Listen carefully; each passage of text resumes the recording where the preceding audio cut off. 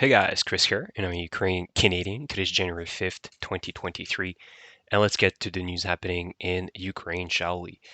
So, first of all, this first article I want to present to you guys today is the fact that, you reap what you sow. And in Russia, recently, Prigozhin, the owner of the Wagner PMC, private military company, has started pardoning certain soldiers, prisoners, and releasing them into Russia. Now, you can see that there is a lot of anger within the Russian society right now after some of these prisoners were released back into society. And you can see here in this article that some of the commentators are saying, should we rejoice? Strange. On the contrary, I have anxiety. But what crimes did they commit for which they were imprisoned?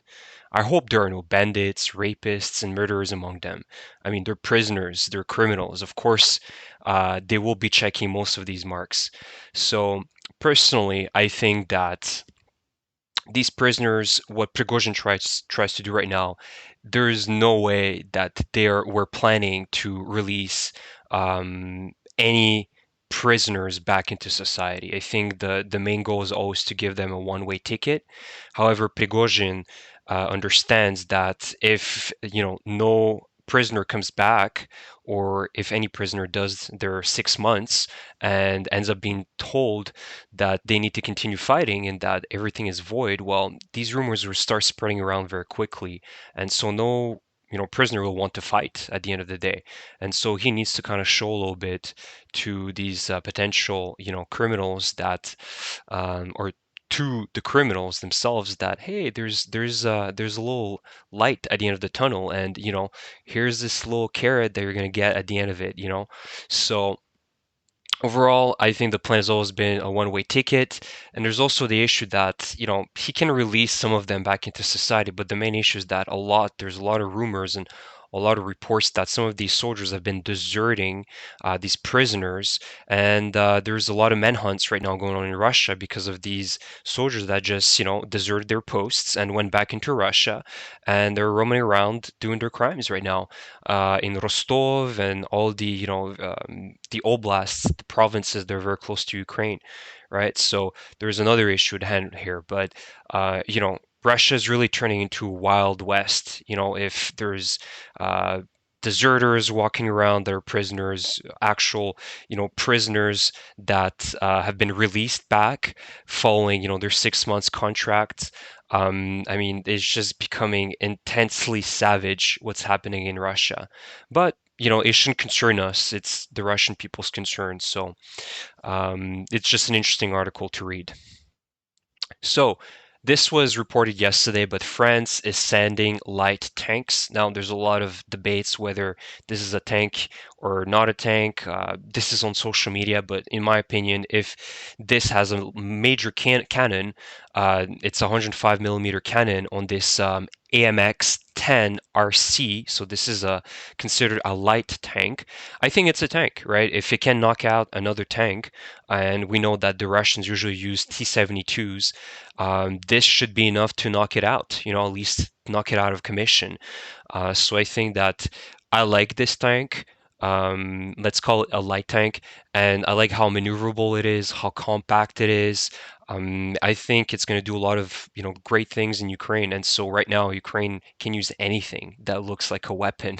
So this is great news, and I think it really shows the stance that old Europe, and I'm talking about Germany and France and all these older European countries, are starting to have recently. They are switching away from believing that it's only Putin's war, and they start understanding that they need to actually have a complete victory over Russia overall.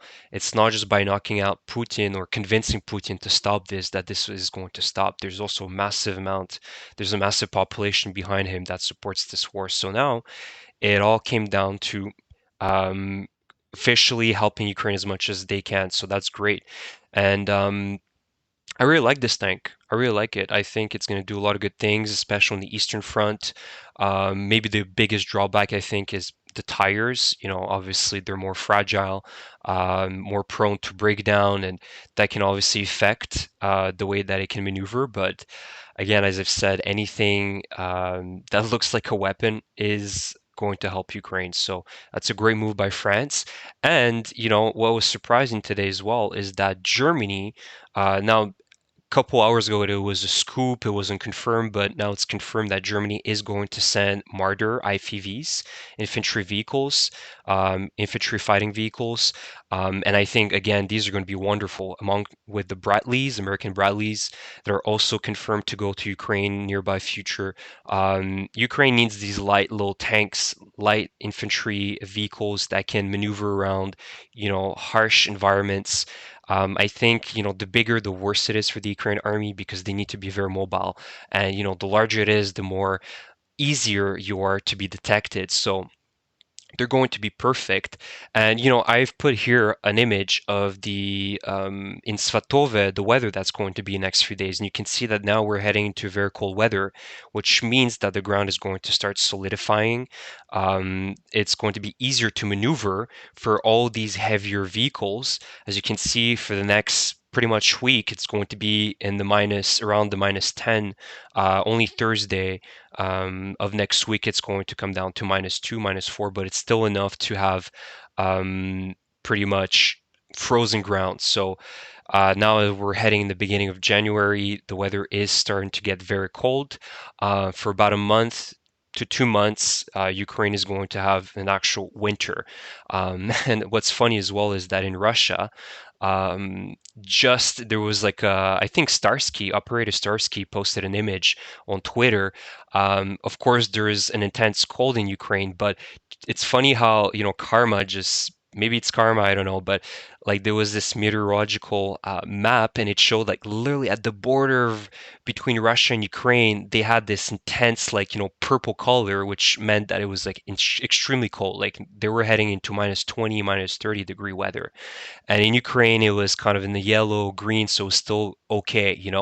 So I think it's just very funny how karma works because now the Russians are going to have to break through a very cold week, at least at the minimum, whereas Ukraine, of course, is still going to be cold, but it's not going to be as bad. So overall, that's good as well. And I'm also happy to see that Olaf Scholz, Macron, they're, reconsidering their position, to a much stronger stance against Russia rather than being much softer and saying, well, give him a chance, like that position that they had in the beginning of the war.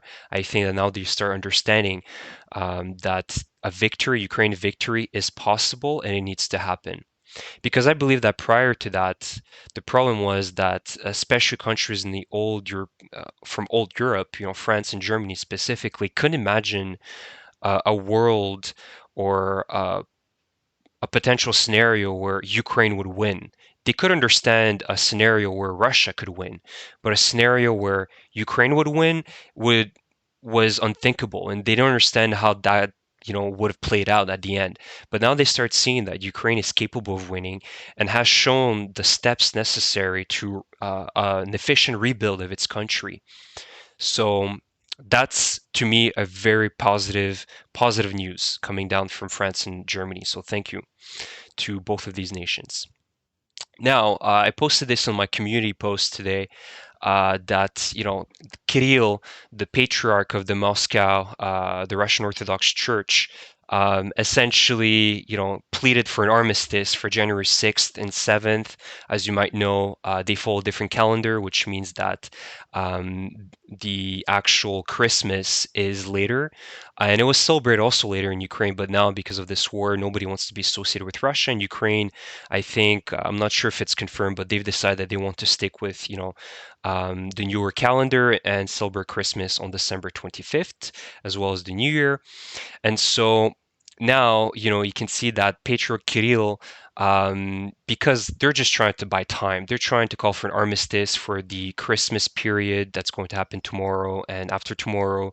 But at the end of the day, we all know why Russia's trying to do this. They're trying to buy more time, 36-hour ceasefire. And also it's, I think, a move by Russia to kind of show that look at the Ukrainians, they're impure, they're against religion, they're killing our soldiers while we're trying to have a holiday. Look at how terrible they are, right? It's It's creating this image to their people that Ukrainians are Nazis and they don't care about religion. Meanwhile, as I mentioned in my post earlier this morning, is that the Russians didn't care back in December 25th and even on New Year's. They mainly struck on New Year's because they know of how that would have hurt morale in Ukraine. So it's hypocrisy at its best, and the outrage that's going on right now in the Russian social media that, Ukraine rejected this call for Christmas truce. I think if actually they're going to go ahead with that, I think it's a really good opportunity for the Ukrainian forces to really strike as hard as possible because you'll know there's going to be like large concentrations of Russian troops celebrating, drinking, and I think, there's no rules now. Russia's broken all of them during this war. So why can't Ukraine, right? This like gray area of you shouldn't be fighting during the holidays. Well, Russia's been breaking that rule for the last 11 months almost. So I think I say no mercy for them. So that's pretty much it for my slides. In terms of the map, the updates, there aren't many today.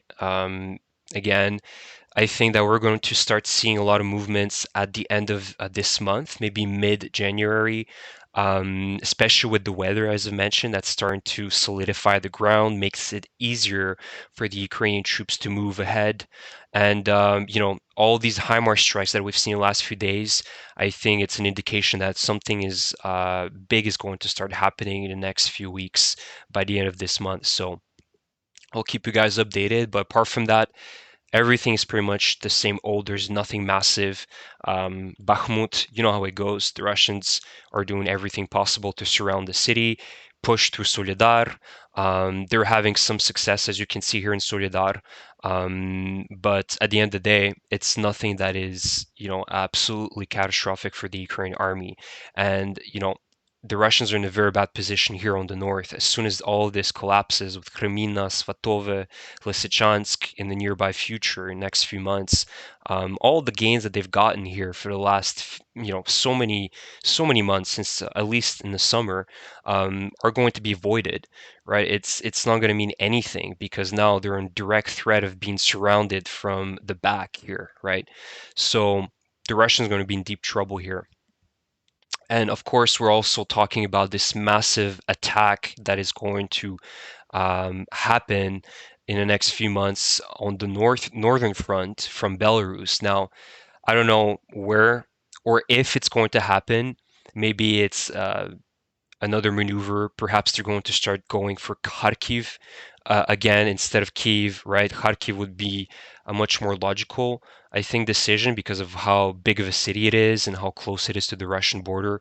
I could foresee a massive attack here, but on the northern front, I understand as well why Russia would want to do this because Kyiv is obviously the capital and it is the most important city in Ukraine with the actual government being there. But it would be suicidal. There is no way that they would have the same success, at least if we can call it the same push that they've had back last year in February. There's no way. There's too many defenses. There's too much understanding what is at stake on the Ukraine side to allow this to happen. And we'll have to see. Let me know in the comments if you think perhaps a Kharkiv offensive would be more plausible from the Russian side with, 300, 500,000 new conscripts. That is going to happen. I think Putin is going to head for a second mobilization in the next few weeks, 100%. So the last thing I want to show you guys is a video. And her name is Chicherina. I don't know who she is. She's a singer apparently in Russia. She's very famous. But she's weird, and especially in this video, she's very scary. Like she took something because she's constantly like twerking when, twitching, I should say, not twerking, but twitching as she's talking here. But she represents really this angry Russian soul at the Ukrainian people, and I just want to show you this video because of the words that she's using. It's absolutely just it represents the Russian soul so well right now, at least the pro-Russians, the people that support Putin's war. Dozens of years of consumerism have tried to turn us into an amorphous biomass. We have been patient for a long time. We have long tolerated when they shot our grandmothers in vegetable gardens and electricians on utility poles in the Donbass, a murdered infant on his mother's torn chest, a girl shot by cluster bombs on a children's beach, and many, many crimes that the entire civilized world has turned a blind eye to for so long. The time has come to pay the bill. I suggest the Ukrainians surrender. All your sins will freeze in our gulags, and you will return fresh into our Russian world, which will melt everything away. And to all the faithful, I say, the time for the real freedom we all dreamed of has come. Now is the time to choose what we want, become immortal heroes or inglorious traitors. Everyone must stand at his post at his front, defending our homeland. Congratulations to our brothers in arms on the coming year 2023. Hooray! It's hard to take her seriously. I don't know what she's wearing, but you know why she's so angry? I actually saw a video. She was filming her brother in that school that was hit in Makivka, apparently. She had a brother that was mobilized and went to fight in that front, and I wouldn't be surprised if he's amongst the dead. And that video showed him in a very, very poor condition because he was injured and there was no medical attention given to him, and so he pretty much shrunk to a skeleton. And so she was filming her brother pretty much just, almost dead. And I wouldn't be surprised now this anger is really is fueling her right now because I wouldn't be surprised if he was one of the casualties in that school, at least from what I saw in that video. But again, all these words, you can see how much anger, how much just it's disgusting, to see this type of behavior that these types of Russian people have against the Ukrainians and also the West, right? They're on a holy war. They truly believe it. You can see it in her eyes that they really believe that God is behind them, that they're fighting a holy war, and that Russia is going to cleanse the world from all these impurities. So again, guys, this is why Ukraine needs to win. Ukraine needs to reform people like her. And there's a lot of them in Russia. Again, the numbers we don't know, but we can certainly see that there is a lot of these Russian people. And so we need to make sure that Ukraine wins this war. And this is why the Bradleys are coming, these French light tanks are coming. That's only going to help solidify Ukraine's victory in the nearby future. So again, thank you for your support, guys. I will see you in the next video. Take care.